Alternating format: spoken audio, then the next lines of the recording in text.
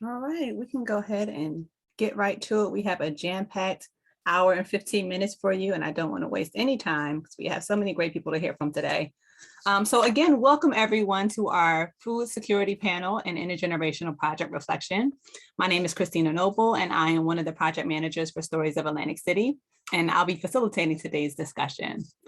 So today we'll be hearing a few reflections from our students that participated in our fall 2021 intergenerational project. And for this round of the project, Stories of Atlantic City partnered with Dr. Trina Gipson-Jones, her course, Teamwork and Collaboration in Healthcare. And we focused on the topic of food insecurity, and more specifically, food insecurity in communities of color. And so today we'll also be hearing from a few local and statewide community leaders who are working towards food security. And I'll introduce you to all of these wonderful folk in just a moment. But first, we'd love to hear who's in the room with us right now. So go ahead and drop your names in the chat as well as where you're calling from. We love to get to know who we're talking to today.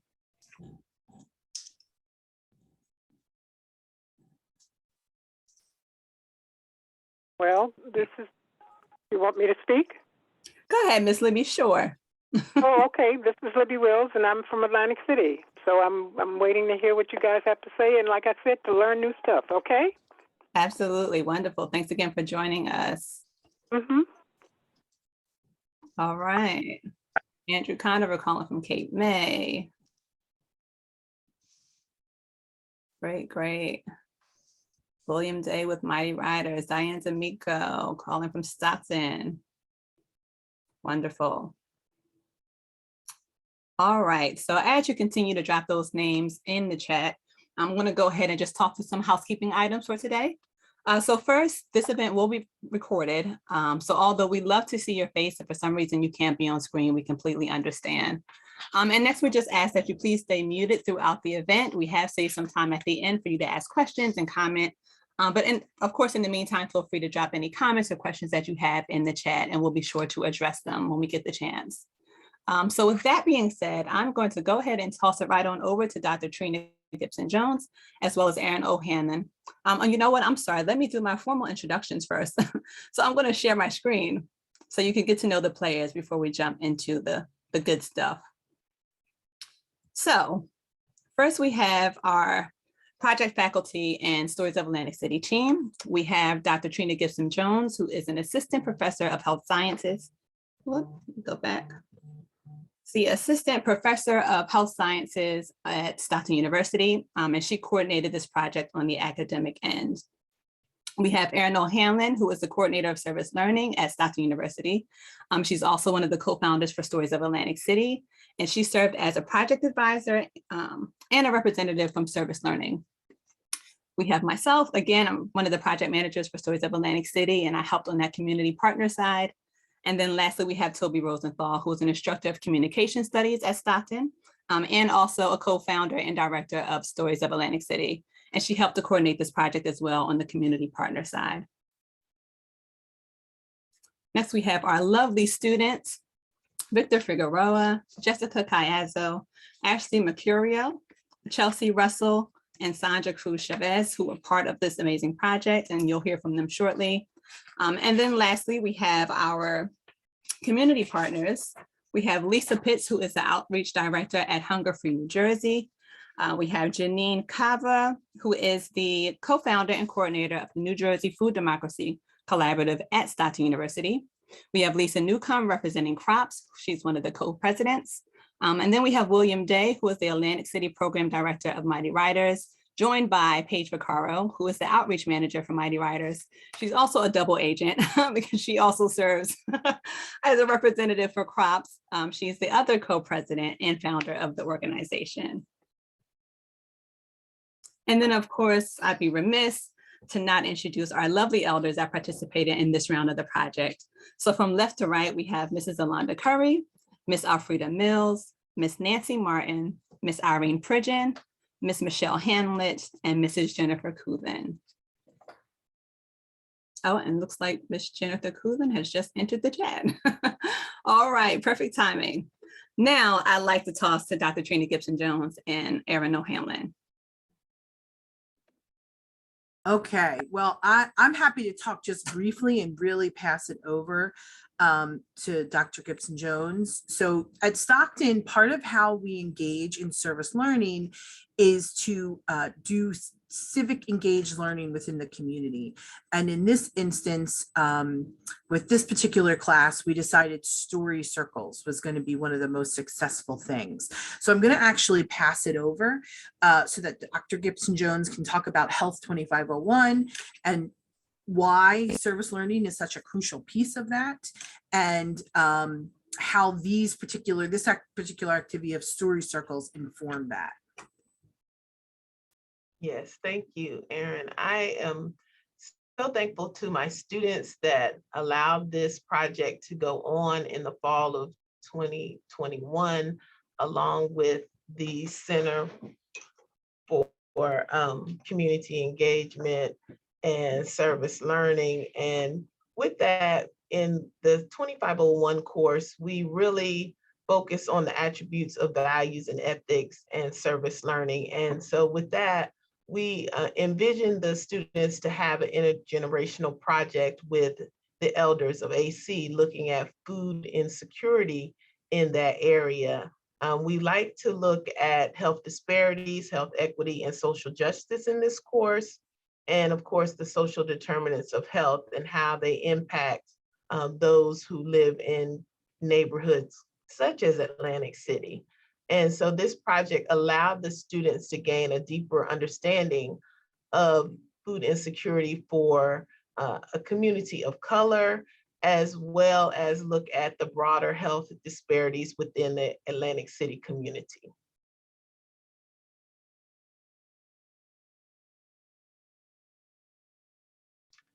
So a bit about the process. I started working with the Office of Community Engagement and Service Learning and the Stories of AC in the summer of 2021. I'm fairly new at Stockton, but very happy to engage with these individuals and plan a project that would address health disparities in Atlantic City, examine the levels of food insecurity from a national and state and local level with the students, as well as work intergenerationally and look at a community of color. And so all of those were jam-packed into this particular assignment for the students, and it would allow them to come into contact with persons from everyday life that they might encounter as healthcare professionals. And so a lot of the students have varying health professions that they're interested in, whether it be nursing, speech and language, or PT/OT, and they get some practical experience with patients that they would be able to communicate with, but also to identify their issues and strengths so that they can address these types of health disparities in the future when they become healthcare professionals.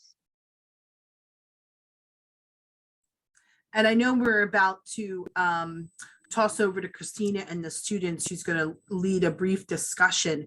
But one of the things that we felt was really important was preserving the stories and the data and being able to document that. And this is part of that process as well, being able to really demonstrate to the community the information that we gathered, because ultimately, you know, when we're doing community centered work, that's how we, bring it back. And to be able to also partner with our community panelists and talk about potential solutions as well, right? Because we're always focused on restorative narrative at Stories of Atlantic City. So Christina, are you ready? I'll toss it over to you. Yes, I am. Thank you, Erin. So we're going to jump right into some questions for our students because we want to hear from them and how they perceived this project and what they were able to take away from it. So I'm going to start with a question for Victor. So this was a unique opportunity for your class to be able to connect with people you may not have typically been able to connect with or build a relationship with. This project crossed generational lines, crossed some racial lines, some geographic lines. So what sort of feelings did you have coming into this project? And were you nervous at all? And if so, why? The sort of feelings I had was, feelings of curiosity, because I really didn't know what food insecurity was and the topic of food security and what took place and who was involved. So, you know, I was more curious to learn more about the topic, learn why they're getting affected, what, you know, people are getting affected, race, does it matter what age they are, you know, like stuff like that. So in the beginning, you know, I was more interested in to learn more, and I wasn't really nervous. I was probably nervous to talk, you know, face to face eventually with the elders, because, you know, I never engaged with elderly people to talk about this topic that could be very, you know, to some people very serious. So that was probably the only nervousness I had. Thank you for sharing. And thank you again for your vulnerability and participating in a project like this. So we appreciate your authentic thoughts. I'm going to toss to Sandra. So this is our fourth round of the Intergenerational Project. And because of the pandemic, our previous rounds were conducted completely virtually. And our team had to be really intentional and strategic in maintaining those, like a sense of community with our elders and our students, being in a digital world and having the digital divide and making sure that our seniors were teed up to be able to engage in that way. So with your class, this is the first opportunity that we had to be able to engage face-to-face.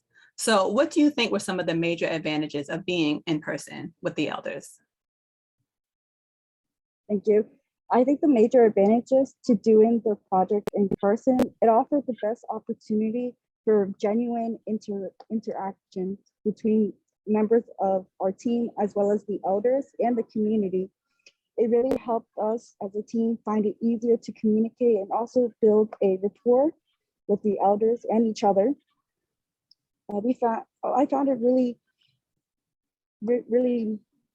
best to be in person and really be in present of what was going on and hearing these stories, because there's certain things that are just difficult to kind of pick up doing a video call per se, such as body language or certain little aspects when communicating with each other.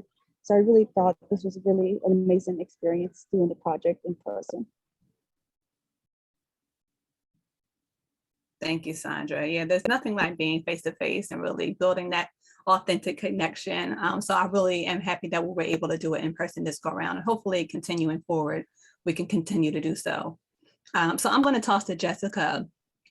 How did hearing first-person accounts from your interviewees change or add to the knowledge that you learned in class? So when I first heard about this project in class, I was not too sure what food insecurity was. As the classes went on, I started learning more about it, but still lacked the impact it had on individuals. So the first meeting with the elders was based on getting to know one another. And then the second meeting went into the students asking the elders questions about food insecurity. So hearing first-person accounts from the elders changed my knowledge from class, because I personally saw the emotions and real-life situations of the impact of food insecurity. So my knowledge grew because the elders spoke about the food market selling rotten fruits and how the transportation is difficult when you're holding bags of food. So while these examples could be taught in class, the feeling and experience of speaking with the individuals about food insecurity made me personally feel the struggle and want to help. Thank you so much, Jessica. So I'm going to toss our next question to Ashley. So many times at the top of our Stories of AC presentations, I like to ask people how they perceive Atlantic City. And we always get an array of answers, which is fair. But I know a lot of the participants, or rather the students in your class, didn't really have a connection to Atlantic City itself. And for some of them, this was their first encounter with actual Atlantic City residents. So now that you've had the opportunity to engage with some of AC's dynamic community members, how have your preconceptions about the AC community changed, and has your vision of the city improved? So even though I live about a half an hour from Atlantic City, I still always thought Atlantic City was this picture perfect casino life vacation hotspot. Like I never really thought anything of it. And actually going in and talking to the elders, you learn so much more physically, you know, being face to face with people, you see their emotions, you see what's going on, you feel the impact.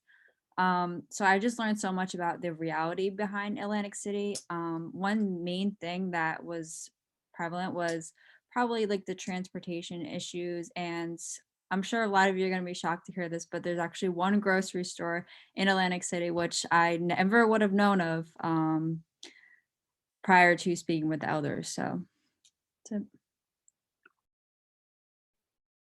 Thank you for that reflection. Yeah. Again, you know, a lot of people do see the glitz and the glams, and then some people only see the challenges. And like any other city has challenges. Egg Harbor Township has challenges. I grew up there, I know. But I'm glad that you were able to, again, just build those authentic relationships with the people that live there and also see the strength of the city. So thanks again for sharing. I'm going to toss my next question to Chelsea. What did you gain from this project, and how will you carry your experience in this class into your future health profession? Well, prior to working with Stories of Atlantic City and listening to the elders, I had very little knowledge about food insecurities and the increased likelihood that my future patients may be affected by them. However, now that I am aware that food insecurities can cause several health problems, such as diabetes, heart disease, and obesity, I can be more aware of some of the challenges my clients face, and I can help my future clients explore resources that may be available to them. This experience has also given me the opportunity to be more aware that not everyone has experienced the same things in life, and it's not okay just to assume that a client has access to high quality, affordable foods. In other words, as future healthcare professionals, we have to make sure that our clients have access to food before prescribing them a medication that they have to take with food. And we have to speak to our future clients about their availability to foods before telling them that they need to eat healthier to be healthier, when there's a possibility that they don't have access to healthy foods. So many important points you pointed out, Chelsea. So thank you for that. And I have a question I want to throw out to all of the students, because you each interviewed a different elder. Did you find any common themes or threads throughout each of the senior stories and experiences, something that you kept hearing throughout the project? One word in particular that I kept hearing was community, and how important the elders value the word community and what it really means for them, especially in Atlantic City. Thank you, Ashley. I see Victor's unmuted. I would say transportation and, you know, the resources to be able to get food. I've heard a correlation of how they weren't able to access a car or a ride and able to, because not like mentioned before, there's not groceries near Atlantic City. So the closest one's, you know, 15, 20 minutes away from they live. So I kind of heard that similarity, that, you know, the same story in a way, you know, from the different elders. So I kind of saw that and, you know, felt bad for them because, you know, if they have no ride, it's no food, you know, in a certain way. It's the reality. So. Right. Thank you, Victor. So as Ashley mentioned before, she had mentioned the Save-A-Lot in Atlantic City. A lot of elders had mentioned that the grocery store sells like frozen packs of chicken, ground beef, and pork chops that were once fresh and then froze to sell past the sell-by dates. They also mentioned that the fruits and vegetables were not good quality and they don't shop there because of it. And if I recall correctly, the elders mentioned that the grocery stores, they sell a grade F quality of food, and that the front of the store is also a hangout area for panhandlers and for addicts, which makes it even more off-putting to shop at than if they were just selling poor quality food. Thank you. All right, I'm going to throw another question out there for our students. So of course, in this class, you all learned about and talked about heavily health disparities and some of those social determinants. So when considering health disparities, we must also consider the factors or the social determinants that contribute, to our overall health. So social determinants can be things like socioeconomic status, education, neighborhood, physical environment, employment, and more. Some of the things that you all already talked about. So food insecurity, as you've learned in this course, is also a social determinant. Can you share some of what you learned about food security on a local and a statewide scale?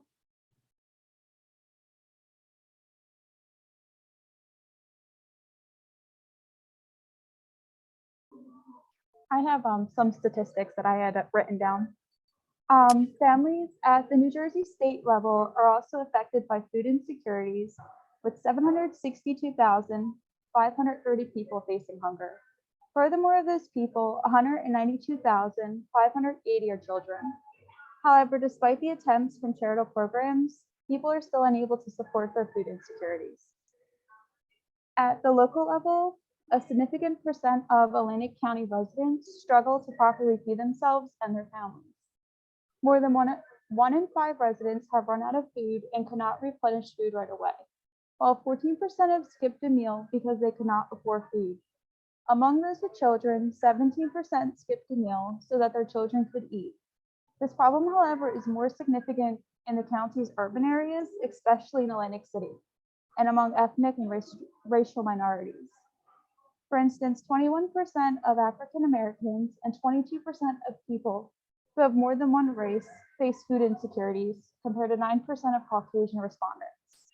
And that was from Healthy People 2020 and also from the Stockton's poll on our website. Thank you, Chelsea. So for sake of time, I'm going to go ahead and toss it to our panelists, who I'm sure are going to echo some of these stats that you gave. And they're also going to, speaking of strengths-based approach, they're also going to give some resources that you all can use today. So first, I'm going to introduce to you CROPS co-president Lisa Newcomb. And she's going to tell you a little bit about the CROPS organization. So I'm going to pull up the screen for her, and the floor is yours, Lisa. Thanks. Okay, so I figured I would just start by telling you a little bit about what CROPS does, and I'll try to go as fast as I can. So we have SNAP authorized farmers markets, which I'm sure you all know is Supplemental Nutrition Assistance Program. We're able to take the SNAP vouchers at our farmers market. We provide the vouchers as well, so we can swipe EBT cards at our farmers markets, and then we pass out the vouchers, which are little like business cards, for as much as the person took out of their SNAP account. And then they can use them on eligible items at the farmers markets. And then we also double those SNAP vouchers with the City Green Good Food Bucks program. And those extra dollars can be used on produce. We're also working with the state over the winter to become WIC and senior farmers market voucher authorized as well at all of our farmers market locations. So we're in Linwood, Pleasantville, Atlantic City, and then we will also probably be in a couple of other municipalities this year. It's just not too soon to announce it. We do also have community garden spaces. So we have 2 community gardens in Atlantic City, both on the property of Sister Jean's. And then we have a private community garden with the Covenant House. So that one's just open to the kids at the Covenant House. And then the one at Sister Jean's is open to the whole community. So, you know, during the food pantry hours at Sister Jean's, people can come through the garden and pick whatever they want from the garden, and it's open all the time. It's communal. None of the plots are rented. At times we could feed anywhere between 75 to like 120 people from the garden when they're coming through the food pantry line at Sister Jean's. We also have community gardens in Pleasantville and Egg Harbor City. And our 3 newest garden locations are designed to be inclusive to people with intellectual, developmental, and physical disabilities. So we actually have garden beds where wheelchairs can fit under them. And we're working with a group of engineer students from Rowan to finish like the ramp to get into the gardens for the wheelchairs too. We have paid internship programs. So primarily we choose interns based off of location. So they ordinarily come from the surrounding neighborhoods and their residents near like the gardens or the farmers markets that we run. At the beginning of the pandemic, we started doing container garden giveaways. This past year, we also started our CSA program. So we were able to sell CSA shares to almost 40 people in Atlantic City, and the pickup was in Atlantic City. And this year, we're hoping to be able, with the changes at the state level, we're going to make it enabled so that people with paying with their EBT cards can also be a part of the CSA. And then we worked with some farms, local farms this year to rescue like hundreds of pounds of produce throughout the summer. And then we would bring them to like other nonprofit partners. So nonprofit daycares, Mighty Writers took some of the food for their distribution. And we also did a senior center in Egg Harbor City. And then I will talk about our education programs a little bit. And then I'm sure Janine's going to do a better job talking about the Food Democracy Collaborative, but I'm also a facilitation team member for that as well.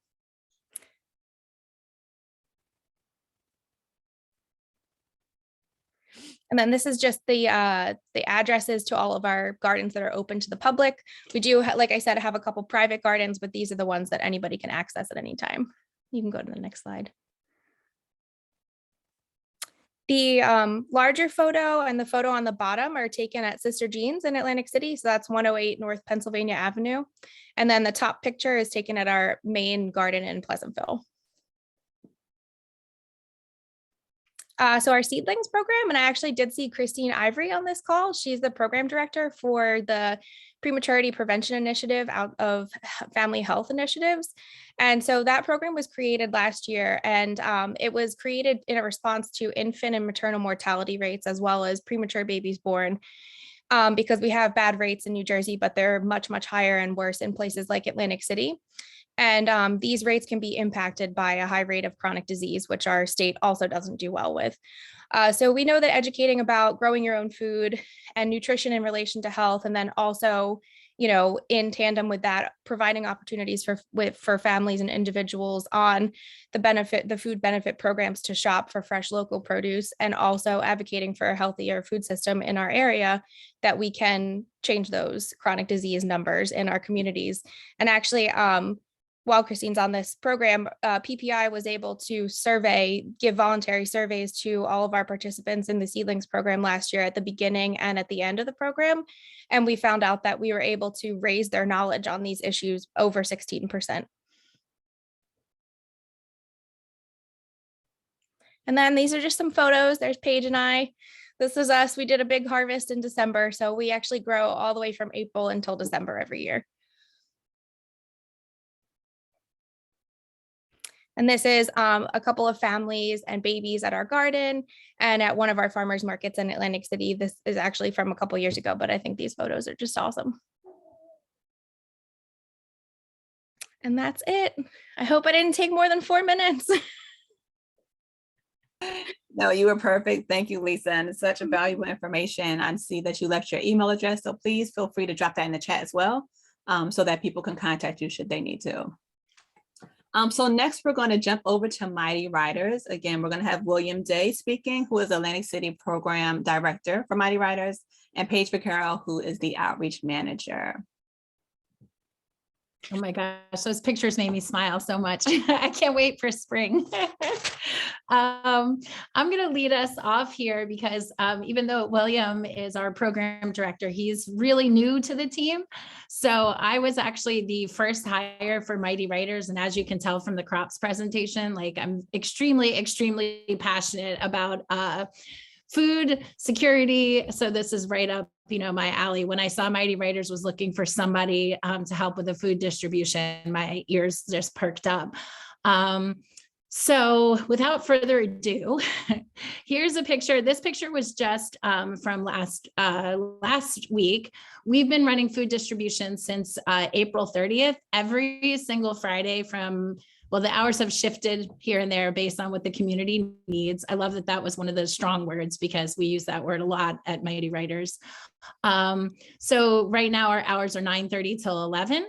And as you can see, you can see only part of the distribution. The first table with the white tablecloth has books. We always have free books, which was huge for the children and families of Atlantic City because during the pandemic, the library was closed. The children were not in the schools. So I'm a former English teacher. So I know like if kids don't have access to books, it's really difficult for them to, do well in school. And we're seeing that now, even my own children are behind because of, the lack of connection that we had during the pandemic. So that's really important. In that picture, you can also see Councilman Shabazz is there. Community members, that's Layla in the Mighty Riders shirt. She's the regional director for New Jersey. And we partner with the food bank of New Jersey. The Southern branch is our #1 partner. We get deliveries every Friday from the food bank. They vary. Sometimes there were disaster boxes, which one of our volunteers renamed happy boxes because she said, who wants a box that's called a disaster box? I said, point taken. And we stopped calling them disaster boxes. But it's basically designed to be 2 weeks worth of shelf stable food. We have expanded and we used to get that plus the produce boxes, which is mixed produce. You'll see a picture of it soon. The food bank actually commented that usually they have a harder time getting rid of the fresh produce, and that has not been the case. That has not been what I've seen in the neighborhood. But what the problem is, we'll talk about it in a minute, that, you know, getting fresh produce is difficult, just like the seniors had mentioned. You know, the stores tend to get what's the leftover. Well, the food bank's vegetables sometimes are not like the freshest because they're donated from other places. Also, I would be remiss if I didn't introduce you all to the other people in this picture. We have Derek, who's in the plaid shirt. There's me, there's William. William, do you want to unmute and say hello too? I didn't mean to talk right through you. Yes, I'm sorry. I apologize. I was sad about that. That's okay. Hello, everyone. My name is William Day with Mighty Writers. I am roughly new to the organization. However, upon my first distribution, I was able to see how quickly the community just took to what we were giving and what we were providing. And I could definitely have to give my kudos and my hats off to Paige, because she did really well on just creating that bond within the community and creating some trust within the community. And you should see how they just come, they bring their sisters, their cousins, and you can tell it really does something forward to them, and they look forward to it every week. So I'm just blessed to be a part of Mighty Writers, where we're able to help and service the community, honestly. Awesome. Thank you, William. And yeah, he's so right. Community is huge. Layla is next to William. And then in the wheelchair in front is Sylvester, who's lovingly known as Sly. And he actually meets the truck every morning and teases me that he gets to work before me and he's a volunteer. So yeah, it's been a great connection. Do you want to go to the next slide? Yes, indeed. So this is the mission. You can find this on the Mighty Writers homepage. We teach more than 3,500 kids to write with clarity every year. We serve children and families in and around Philadelphia, and now we've expanded to Camden, Atlantic City, and Newark. We also run writing workshops in Washington Heights in New York City. It's a nonprofit organization. So you can move to the next slide. And then I have a little more information about food distribution. So since April, it's been every single Friday. The only time we cancel is, you know, if it's raining really hard or snowing. Other than that, we're outside. Cold, doesn't matter. So that's been every week on Friday, 9:30 to 11 behind the Chicken Bone Beach Foundation, which is located at 726 North Indiana Avenue. Every week they change slightly. We also, but we always have fresh produce and we always have free books. Some of the partners, as you can see, there's a lot of crossover here. We do work with Sister Jean's Pantry, which is where one of the crops gardens is located. We also work with Crops to give away those container gardens to people. We give away seeds to people. And then also when we do food rescue, we'll give it out at distribution. We've also worked with B&B Farms and Reed's Farm as well. We plan to have a food pantry and mobile distribution starting this spring when we finally find and secure a location in the city. Okay, next. So here's the produce, and I wanted to highlight this because on the left, what you see is what the produce boxes, which is mixed produce. And sometimes, you know, it's really good quality. Other times, most those seashore boxes are usually pretty good, but sometimes things are out of season. You have to be careful, and we have to check the boxes to make sure they're not rotten, because they go from really cold refrigerators sometimes to 90-degree weather outside, and that's not good for vegetables. The other thing that's challenging is we don't have a location. So if we order 65 boxes and only 45 people come because it's cold outside, then guess who has to figure out what to do with the rest of the boxes? So it's a little tricky, and I'm glad that I know so many people and have so many connections that we can give them away. On the right-hand side, this is like my big focus for distribution moving forward, is to work with local farms. Those watermelons that you see at the bottom right corner, those are the guys from the fire department next door. They were super excited too, because we had fresh watermelons that were rescued from B&B Farms. They were left over from their harvest. So they had a chance to have really fresh, really local food. And then next slide, I think I have two more quick ones. This is just to give you a little bit of an idea. Like I tell people when they come to volunteer that would you like to see my office? Well, there's the office. That's literally Mighty Writers' location at the moment. It's an alleyway, it's kind of sloped, but we use it as a mobile food pantry. We set up our tables and we have canned goods, dry goods, books, fresh vegetables every Friday. And then one more slide just has our contact information. And if anybody on the call, would like more information, you can reach out to William. You can reach out to me, but really we would appreciate, the best thing you can do is let other families know where we are so we can serve them and get their kids signed up for our writing workshops to help them. So thank you. Thank you so much, Paige and William. So now we're going to toss to Janine Cava from New Jersey Food Democracy and Collaborative at Stockton University. Hi, everyone. I'm so happy to be here and be included in this great event and see so many familiar faces. So thanks for including me. So the Food Democracy Collaborative is a young, 2 years young state food policy council. And if you're not familiar with that term, it essentially means that it's a collaborative network of folks from and organizations from a wide range of sectors across the food and agriculture spectrum across the state. And we're focused on state level, but to some extent regional and local level food and agriculture policy. And we're focused on shared leadership, collaboration, developing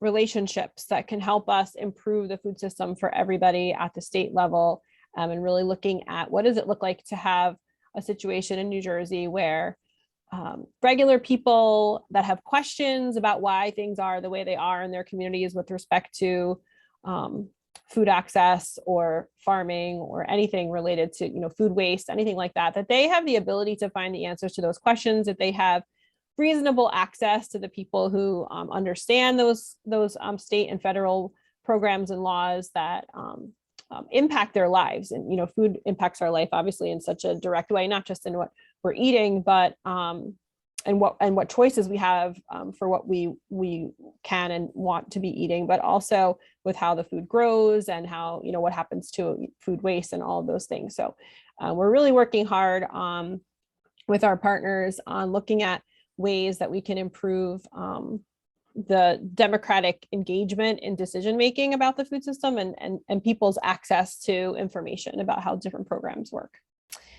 Okay, next slide. So I get a question a lot about what the term food democracy means. So I was in a webinar with Malik Yakini from Detroit Food Policy Council. It was a Robert Wood Johnson Foundation funded webinar last year, and they were talking about food democracy, and the conversation there really helped me. I was really inspired by it, and I wrote down what it means to me after that conversation. And so in a democratic food system, it looks like what I was just talking about a minute ago. So people have agency over their food environment. That means that they have some means of advocating for and actually seeing changes take place in their food system, whether it's they need a new grocery store, they want healthier food at the corner store, they want to change their kids, school food offerings, or, they want to be able to have a community garden, whatever it is, they have some sort of agency over their food environment. They have access to information about food and agriculture programs and policies. The institutions that manage those programs, whether it's at the local level or state level, there's some sense of accessibility and transparency to decisions that are being made about those food environments, and that people have a voice in the decision making. So some of this is a little bit redundant, and they can participate, and they're actively participating. They're exercising that democratic muscle, that civic engagement muscle, and helping to shape their food system. Next slide.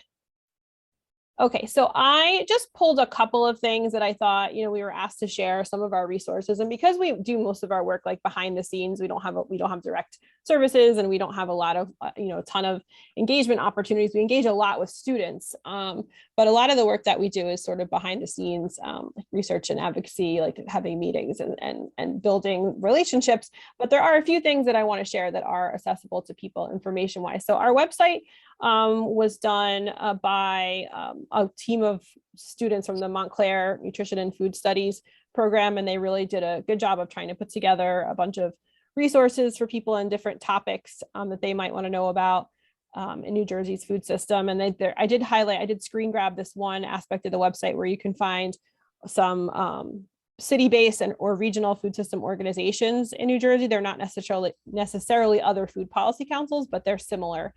So there's a list of them down here on the bottom right. And then I have a couple other screen grabs on the next two slides of two other resources that I wanted to highlight. So this is a new website that we just launched a couple months ago that we're really excited about. Again, this was done by an amazing team of Stockton students, undergraduates. We noticed that there wasn't a place for New Jersey folks to go to find out or to even know that they can use their SNAP benefits at farm stands and farmers markets around the state.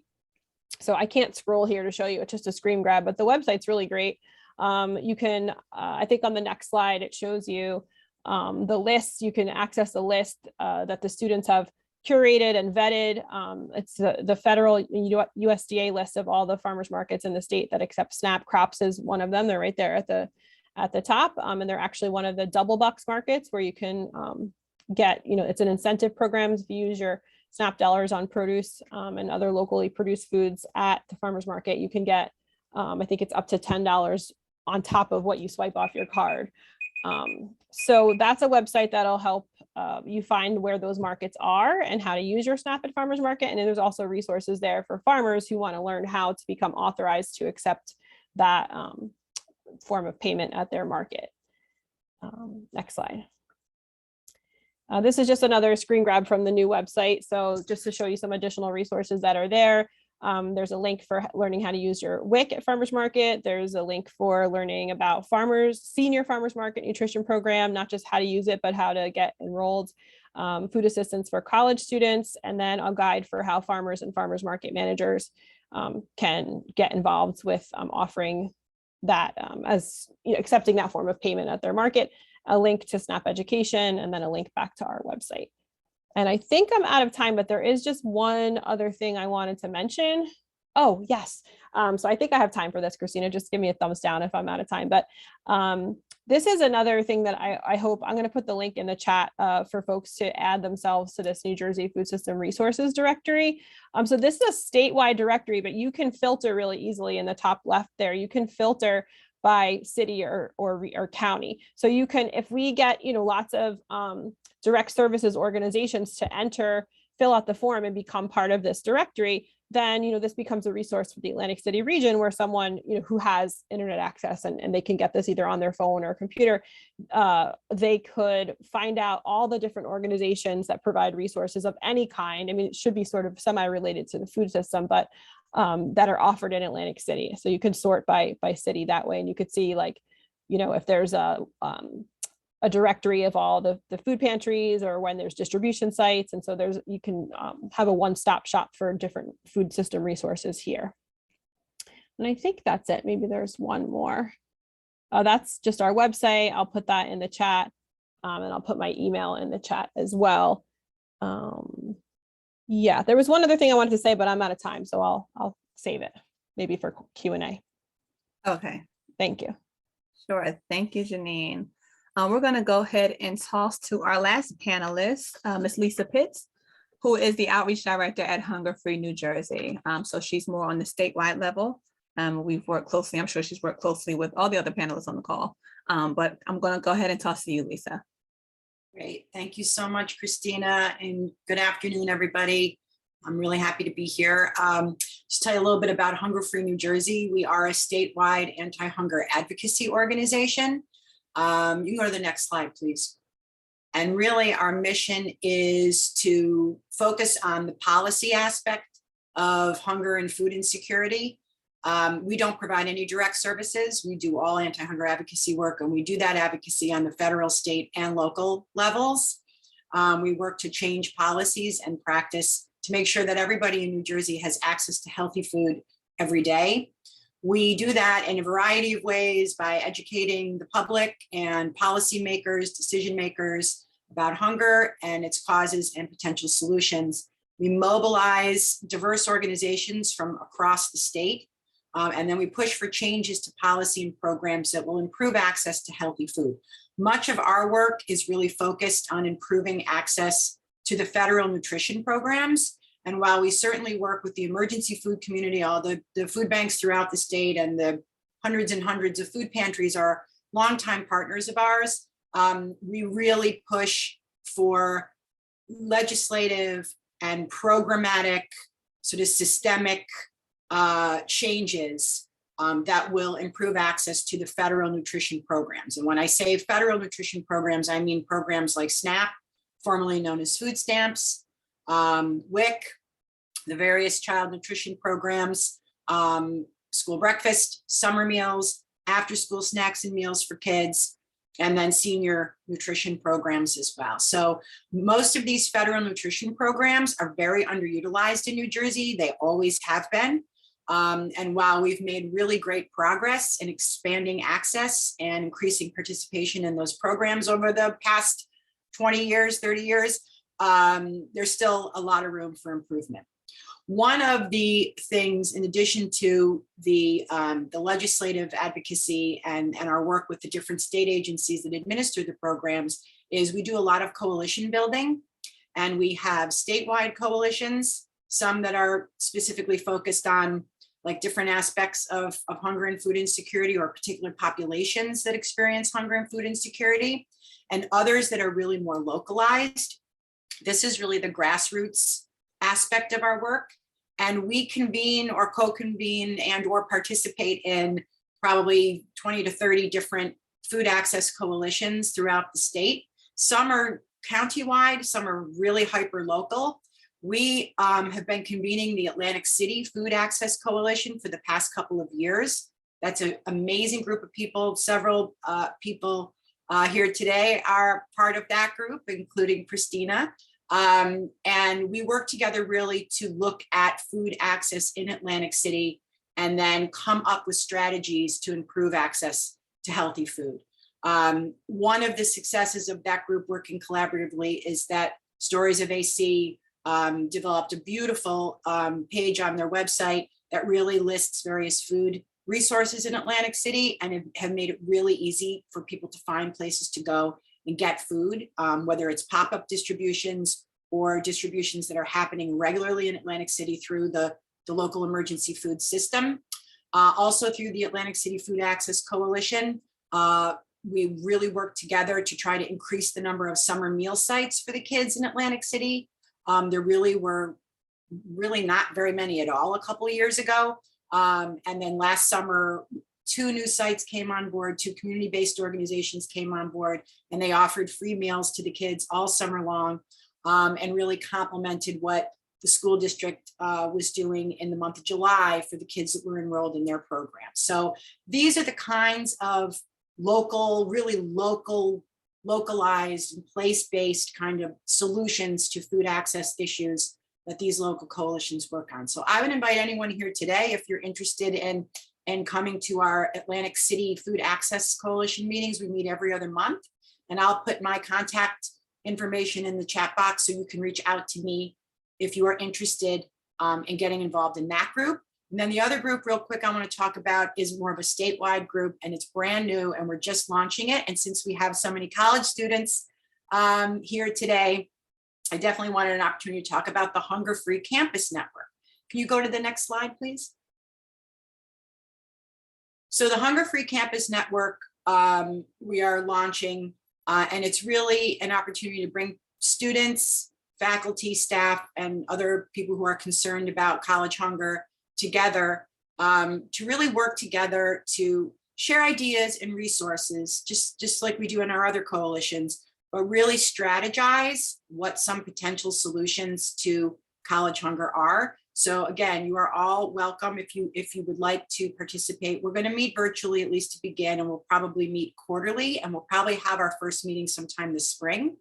So if you want to get on the email list and be part of the Hunger Free Campus Network, you can just go to this link right here. I know it's long, but you can go to our webpage, and then you can also just search college hunger and it will come up. That's hungerfreenj.org. Next slide, please. The other thing that I would ask too, since our work is really advocacy, and the more people we have involved, the louder our voice is, whether we're supporting a piece of anti-hunger legislation or we're fighting against cuts to critical nutrition programs like SNAP, or we're working together to try to come up with solutions to college hunger. the more the merrier. That really applies in this situation, and all your voices are necessary and needed. So I would ask you as well to please engage with us on social media. Like us on Facebook. I know young people don't so much do the Facebook thing anymore, but tell your parents to like us on Facebook. Like us on Facebook. We don't have an Instagram page yet. Follow us on Twitter. Visit our webpage. Go on and read. You can really get a sense of what we do and how you might be able to get involved. And if you have any follow-up questions or want to talk more about hunger and food insecurity in New Jersey and how you can engage in some of the advocacy, please feel free to reach out to me at my contact information there. So I hope I didn't go over my time, but thank you. Thank you so much, Lisa. I'm going to stop sharing here for a sec. I did want to toss it back to Janine because I didn't want you to lose your train of thought. I know you had one more thing to mention. Yeah, thank you. That's generous of you.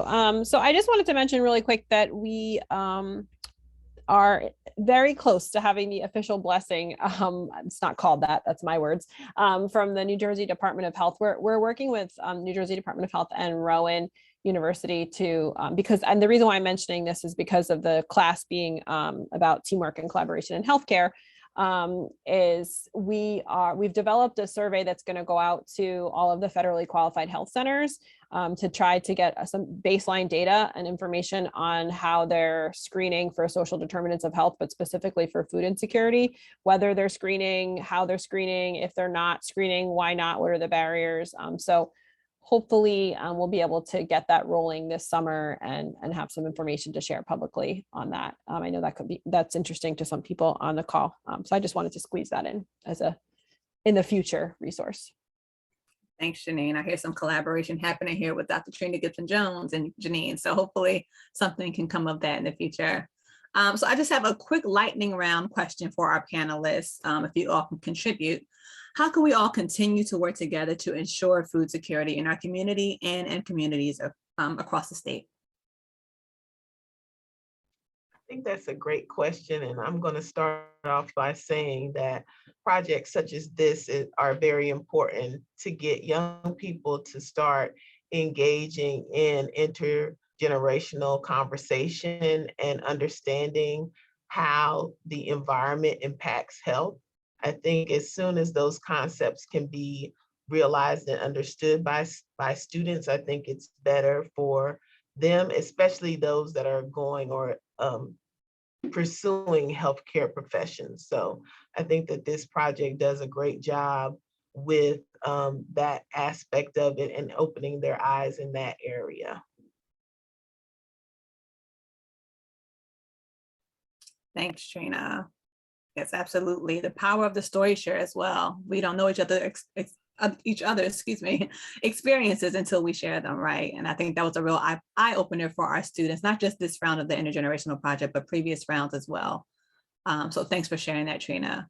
Any of our other panelists want to jump in on that? How can we continue to really foster this collaboration across the state and ensure that our community members are food secure?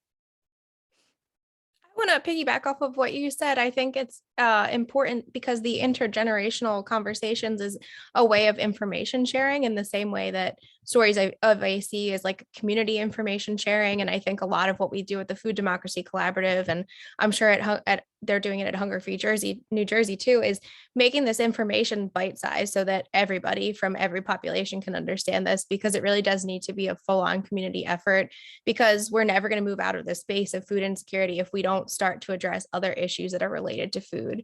And there are so many other issues related to food, like poverty. And, we have to kind of hold people's feet to the fire to address those situations so we can move away from always putting a Band-Aid on things and move to healthier systems where we're supporting economic and community development for everyone. I would like to piggyback on that and say, amen, Lisa. I think we need to encourage people across generations to be more civically engaged. We need to be opening our eyes. We need to, as far as the conversation around hunger and food insecurity, we need to move that conversation so far beyond food pantries and charitable giving. We need to be talking about food systems. We need to be talking about food justice. We need to hold our elected officials accountable and make sure that the policies and programs that they are developing, first of all, make sure they're not cutting them, and also make sure that what they're doing is really meeting the needs in the community in a way that is equitable and inclusive and fair. And it absolutely can be done. I think food pantries serve an enormously important role, but I've been doing this a long time, and that is not the solution. The solution really lies in good public policy that goes beyond just food, like you were saying, Lisa. Housing. I mean, the cost of housing here, we have people spending 60, 70, 80% of their income just to rent an apartment. Well, that doesn't leave you a lot for food. I mean, there's a direct connection right there. So we need to be looking at this in a broader scale, the system scale, and we all need to be using our voices and engaging. Totally. I'm actually just really quickly, can I just say something real quick? I'm taking this leadership training right now, and it's completely free. It's called the Citizens Campaign, and it's all about teaching you to engage with local government. So I'm going to drop that in the chat. Thank you. And Sorry, that's Janine. a perfect segue. No, that's a perfect segue, because I want to just highlight, amplify, I guess, what the two Lisas, Lisa to the power of two, are saying, because I think there's such a fear and apprehension around this word policy, to the point where so many food policy councils don't even want to put it in their name. And we didn't do it either. We chose food democracy instead of policy, because democracy is how you get to the policy change, right? So it was sort of sneaking the policy thing through the back. There's folks were saying, should we put that in our name? I don't know. It might scare some people away. And I think that I see this all the time with students, whether it's in my climate science courses or in the food system course I taught at Stockton, that what students are really hungry for, and everyone, students of all ages in college, not in college, they want to know what they can do. And I always teach courses, the first thing I introduce, whatever subject it is, I show them the iceberg model for systems thinking, because no matter what you're talking about, whether it's health equity, economic injustice, whatever it is, even health issues, it all stems from systemic structural things. And the only way to really address those root causes is through policy change, or through, whether it's administrative policy or through the judicial branch, whatever it is, it requires that structural change. And the structures are physical, or they're institutional, cultural, whatever. So not being afraid to engage, and maybe, looking at the coalitions that Hunger Free New Jersey has built, like the Atlantic City coalition that Lisa was just talking about, and getting engaged in those coalitions maybe as a good baby step, but also just not being afraid to call a lawmaker who sponsored a bill, and just, you don't have to be articulate about it. You could just say how you feel. You could just say, I care about this, or I don't like this. You don't have to be nervous to make that phone call, because, thinking that you have to be some sort of expert just to make that phone call with statistics ready and all that. You don't. You could just say what you think. And more likely than not, they're going to be surprised. They don't hear from a lot of people throughout the day. So when they hear from you about whatever it is you care about, that's going to make a impact, in my opinion. I agree 100%. They hear from corporate interests and high-powered lobbyists who are lobbying for people, for corporations. They're not lobbying for people who are struggling. So I think that's why it's so important for all of us to engage. And Janine, you're absolutely right. I mean, you don't have to be an expert. You don't have to be able to. You don't have to be a policy wonk. You just can say, we care about this issue, and we want you to pass this bill, or we don't want you to make cuts to SNAP, and it really is. I remember a member of Congress, a staff person, said to me once, if the congressman's office gets 10 phone calls on an issue, they take it seriously. Yeah, I mean, that's pathetic, right? I mean, it's like, on one hand, the good news is maybe it doesn't take that much to get their attention. The bad news is it shows you how disengaged people are. So disengaged. Yes. And you don't even have to know the name of a bill necessarily. Although if you're following Hunger Free New Jersey on Facebook or Twitter, and you're following, other organizations that are doing state and local policy, you could you could get information from them and then call. But you don't even need to know about the legislation necessarily. You could just say, I care about this. What are you doing about this? Put that, they work for you, right? Whether you voted for them or not, right? So you could just say, what are you doing about this problem in my community? and make them put the onus on them to say how they're showing up. And if they're not, how are they going to, And I will just say, if you're uncomfortable with starting at the state level too, start at the local level. Like, we have an entire county of people that you can call. We have county commissioners. We have, people in your own municipality. Like, they're really not hearing from anybody. And they actually are very ordinary people just like us. We work with, at the municipal level, we work with multiple municipal governments in the places that we have community gardens and farmers markets, and they really are looking for direction. Many of them are failing or not being able to fully fund different initiatives because there are no community members willing to participate on committees and things like that. There aren't people showing up to their council meetings. And I know it's difficult because things haven't been in person for so long, but just if you're just curious, most places you can still participate in council meetings online and just hear what's going on. Yes, thank you so much. It's all such valuable feedback. I do want to give some time I see some elders on the call from our present project as well as our past projects. And I did just want to give them a little bit of time before we go into that question and answer portion of our event to give any feedback that they'd like to about the project itself or from anything that they've heard today. So any of our elders, if you'd like to speak, go ahead and unmute. This is your time. Hi, I'll speak if that's the case. I will. Hello. Yes. Hi, Mrs. Kuznick. Yeah, first of all, I want to commend these students for being as forthright and energetic as they are and as interested. And in our conversations, it seems that all of them have the right approach to being personal with their clients and the people that they're going to serve eventually. I'm happy for that. I appreciate all the information that's been given by your panel members today. I've learned a lot and plan on sharing it. I've actually, under Title III that I work under as an ESL teacher, we have outreach now, and I'm using some of your information to help some of our families who are struggling with food insecurity. And the writers, that program has helped my neighborhood.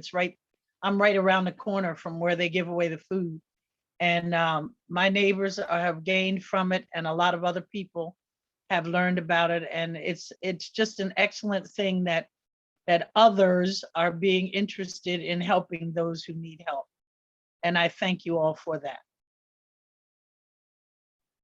Thank you so much for sharing, Mrs. Kuvan. Is there any other elders who'd like to share? I see Miss Belinda Manning and all right, let's go with Miss Nancy Martin first, and then we'll toss over to you, Miss Manning. Okay. Hi to everyone. First, I want to say thank you for my gift card from December, Dr. Trina and the students. I appreciate that. And also for the garden that Ms. Kuthin just mentioned, I am a recipient of the boxes from 726, so I do appreciate it.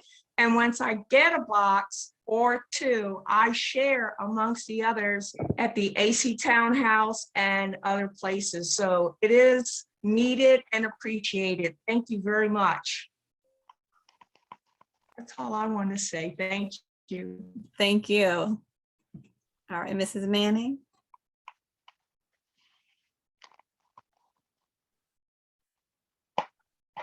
I say this every time I'm in an intergenerational forum, and I can't say it enough, that we're always looking at solutions, not recognizing the people around us that have the solution. I just put a thing in the chat that there's this bridge. There's this bridge. And if we don't build the bridge, the thing that moves us across that bridge intergenerationally, that's where the power is. The power is understanding the past and how it can inform the future. And I'm not going to be around here for the future. And I know very little about how to use the technology which is readily available to you. But you do. You do. And you know how to take what was good of the past and what made the past good, those things that were beneficial, and to transform them into something beneficial for the future. My generation can't see that anymore. We can't see that far ahead. We can't see that. We cannot see that far. We cannot perceive that. My parents couldn't perceive us walking around with cell phones in our hands and having a conversation, right? In the same way, I can't see what is possible. I can't see it, but you can. You can. And you're going to help us find our way out of this mess. But we've got to keep having the conversations about all of the good stuff that has to come forward. Has to come forward. Human touch has to come forward. There are some things that have to come forward. And getting clear about those and moving with that information and the capacity you have, you're unstoppable. Thank you so much for those poignant words. I feel like we need another hour just to let you speak. But thank you for sharing that. And also, Toby had mentioned earlier in the chat that the reason we're even having this panel right now is because the students wanted to know what's next. So just speaking back to what you're saying, Ms. Manning, they are interested and they are really doing the work themselves. And it's a beautiful thing to see. So thank you again for those words. And so now I'm going to toss to Toby. He's going to address some of the questions that we've had in the chat. And of course, if you have any questions that you did not get to put in the chat, now's your time to raise a hand and ask them. For sure, for sure. And I want to just say the students were really not satisfied with the end of fall 21 just being enough. Like the conversation needed to continue. And you can see they're shaking their heads, and Dr. Gipson-Jones is shaking her head too, right? This is just the beginning for these students. They're very much energized and ready to go. I saw Elizabeth had her hand raised. Are you still here? We would love to hear from you too. If you're here, Elizabeth. All right, cool. Thank you. Thanks for all the work everyone's doing. It's such an important issue, and you're looking at it on a bigger level. In Chelsea, in the Chelsea neighborhood of Atlantic City, we've been really fortunate to have worked with Crops to do a fall farmers market this past year, and we're looking to do that again this fall. And in the meantime, we feel that we can use our grant funds to actually put things into place like right away. So the substandard quality of produce is something that is absolutely an issue for our bodegas. And that's really where most people shop because they don't have cars. And it's where I shop too, and I see it. And so I would like to try and bring fresh produce to those bodegas. And we have the funding, we have the stores, we have the farmers, and Crops has really been guiding us well, and we think we can make something happen quickly. If anyone has other ideas like that we can kind of pilot in this neighborhood, other neighborhoods are also applying for the same funding source. We have now gotten $1.7 million, which is pretty significant for a less than 1 square mile area. And we would have this fall under either our health are supporting local businesses because we can subsidize the produce, the fresh produce, so that it can be cost effective for the customers, because obviously everyone in the neighborhood is mostly low income, and so it has to be affordable. So I just wanted to throw that out there if anyone has any other ideas for us to bring better quality food to the bodegas. That is quite honestly where people shop, and I don't think that's going to change. I think even when, if and when the supermarket opens in the city, I think people in this neighborhood will still continue to stay in this neighborhood and do their shopping. I think there was one more thing I was going to mention. Lisa and Paige, are there any other things that we're working on that we want to mention, or? Just the overall green plan, in Chelsea, I think that that's something that could be replicated across the city, and but it's something we're super excited to work on, and we're so happy to be partners on that. And I think, that is, I know Janine can speak on this too. Like, there's a lot of research to support the fact that even once a giant grocery store does get added to a, designated food desert, that doesn't mean that it changes things, enough to change an entire food system. It doesn't mean that just because a grocery store opens up, people are going to get everything that they need, or the quality of thing that they need, or the affordable thing that they need. So it's important to know that the work is not done even after that happens. It has to be a communal effort. It doesn't address a lot of other issues related to, like what Lisa was saying before, is if you're eligible for a program like SNAP, but you're not enrolled because you don't know about it, then it doesn't really help you if there's a grocery store there. And then there's lots of people who are ineligible for SNAP and WIC and other things for a variety of reasons. So how do they get, what they need? So yeah, it's not a silver bullet, that's for sure. And I feel that gap has to have been widened too, because when you look at the way that grocery stores are overcharging for things in probably the biggest way that most of us have ever seen in our lives, and there's the determinations for getting into SNAP and WIC and Senior Farmers Market are the same as they were last year, that gap has to have widened. I'm just going to jump in. I'm looking at the time. We have 2 minutes. There was one specific question, lots of reflection though. That was great in the chat, and we're all going to look through that as panelists, but a specific question for the class for Dr. Gipson-Jones, Erin, Christina, and the students. There was a question from Maria Waldman about the process of question and questionnaire, and how did that work? Was there a standard form that you used, or was there variance depending on how the conversation flowed? And I'm minding the time too, so it's like lightning round, no pressure. But. Okay, I'm going to go quickly. I would say that the first thing the students did was research the food insecurity problem and find out what that was all about. And then they made questions based on the statistics, based on local statistics in the area for AC, and also what was known and not known about food insecurity in elders and in the African American community. And so since this is in a span of one semester, they didn't have a chance to pilot questions, and it's talking circles. It is a qualitative form of response. And so they made some open-ended questions, and some prompting would go on so that they can make sure that they got the answers to the questions that were required for their particular project. Yeah, I just want to say we used roadside theater story circle model, which comes out of Art in a Democracy. So there's this long tradition of story circles, and what is really profound about it is it's an equitable process.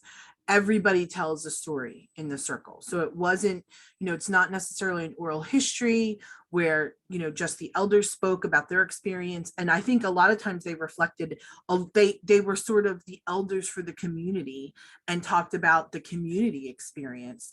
Everyone told a story. And so it's a different model. I think that took a little getting used to for the students, but they did excellent. And of course, the elders were great.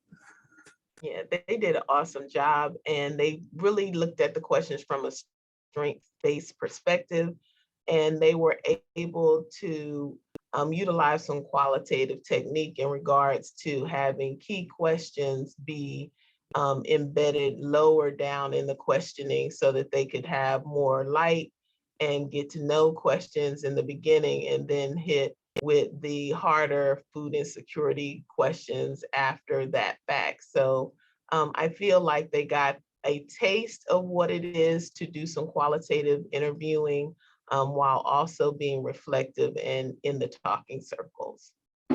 Absolutely. Well, I want to thank everyone so much. Before we leave, I encourage you to look through the chat. Some people have dropped some great links. Check that out. I also see some opportunities popping up. Elizabeth has an opportunity for students. So students, look at her last comment. I just want to share my screen once more. If you're interested in just learning more about our intergenerational project or the project in general, you can find us at our website, which is storiesofAtlanticCity.com. Also on Instagram, Facebook, and Twitter as either Stories of AC or Stories of Atlantic City. And I just wanted to show you briefly what Lisa Pitts referred to earlier. So after doing some work with Hunger Free New Jersey, we were inspired to create this page on our website, which is our food security resources page. And if you go here, you'll find some stats about food security, as well as some links directly linked to Hunger Free New Jersey, so updates from the state. You'll find some profile stories that we did on folks in the community doing work. So you see Crops and a few of our other friends there. And then lastly, we have this live calendar that lives there that has food distribution events. And as we get the information, we update the calendar. So I just wanted to show you that, and I can drop that link in the chat, or you can go right to our website. If there are people in here that know of any food distribution events, or you're connected to an organization that does these events, please feel free to contact us, connect with us. I'll drop my email address as well, so that you can be added to that calendar. We really want to keep everyone in the loop of what's going on in the community, because again, there are so many resources, and you know, a lot of people are working in a silo, unfortunately, and we just don't hear about this information. So again, please feel free to send that information my way and pass the information along to others. And I'm going to drop my email in the chat right now. And thank you again so much. We really do appreciate you having you here. Hopefully we'll have you back for our next event. Thank you, students. Thank you for Thank center. you, analysts, students, professional staff, appreciate you, and community. So much. Yes. Such awesome job, students. Also, thank you to the Center for Community Engagement and Service Learning and Stories of AC for having my class work with you guys. It was an invaluable experience for us all. The feeling is mutual. Your class was amazing.